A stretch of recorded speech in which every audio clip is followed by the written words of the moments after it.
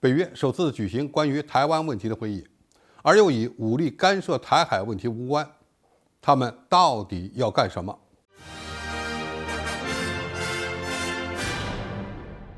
观众朋友，大家好，我是付全少。过去我们就说过，美国把如何应对俄乌冲突看成是未来应对台海军事危机的预演，其中最重要的一环就是利用北约国家一起来制裁中国。随着中国国力和军力的不断提升，美国独立应对大陆对台动武已经力不从心，这就需要借助北约国家的力量。但是要想达成这个目标却非常困难。北约有30个成员国，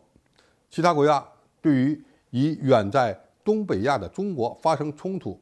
既没有兴趣也没有能力。不过美国并不是完全没办法，因为干涉台海事务的方式还有一种，那就是拉拢西方国家发动舆论战，一起阻止两岸的统一。据英国《金融时报》报道，在今年的9月份，一场北约首次组织的专门讨论台湾问题的会议秘密召开。会上讨论了在台海发生任何形式冲突的情况下，可能对北约成员国的影响。这是北约会议首次专门讨论台湾问题。北约盟军欧洲前任总司令斯塔夫里迪斯上将声称，北约首次就台湾的地位以及在世界芯片领域的重要性进行了辩论，并希望对大陆与台湾发生任何冲突对北约盟国所造成的威胁和后果进行评估。消息人士声称，这次会议并不涉及北约将在台海发生武统时将发挥什么作用，只讨论冲突对北约和欧洲所造成的冲击。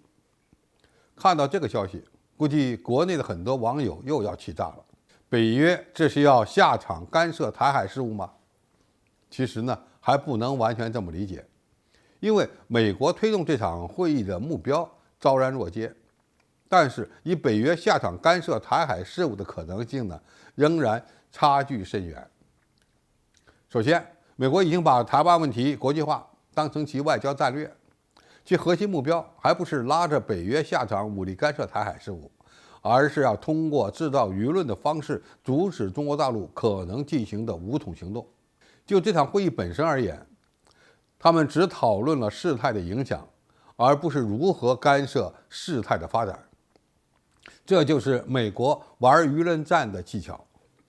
先让北约国家重视台海危机，然后呢，再引导这些国家向中国表达台海和平非常重要，进而阻止中国统一。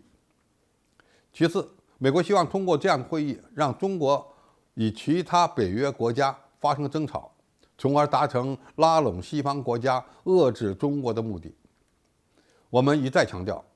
北约是一个由30个国家组成的军事集团，美国是这个集团的主导者，是美国的轰炸机炸了中国驻南联盟的大使馆，还是美国一再引导北约将中国列为系统性挑战？但是我们不要忘了，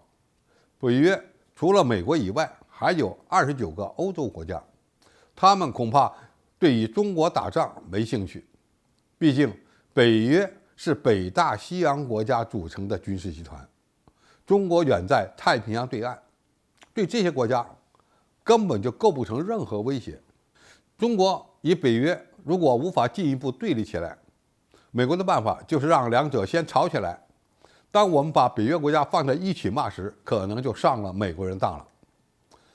最后，中国必须面对西方国家要求台湾问题和平解决这个大的舆论环境，而且呢，我们也有办法应对。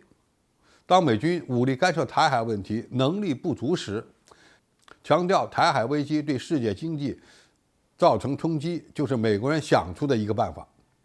因为俄乌冲突所带来的影响历历在目，大陆与台湾的体量又远非俄乌所能比拟。在这种情况下，中国大陆完成正在推进的对台独分子惩罚的立法工作，把台独活动与台海军事危机挂钩，或者大力利用美国支持台湾地区当局的挑衅活动，将美国人定位在破坏台海和平的位置上，就像利用佩洛西窜访台湾地区这样的机会一样。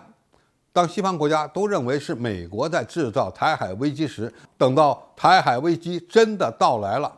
那么这些国家也就很难团结起来。总体来看，美国拉着北约国家一起打压中国，阻止中国统一的努力正在推进中。这可能不是武力干涉，而是一场舆论战。对此，我们一定要做好准备，避免上美国人的当。好，今天评述就到这里，谢谢大家收看，我们下期再见。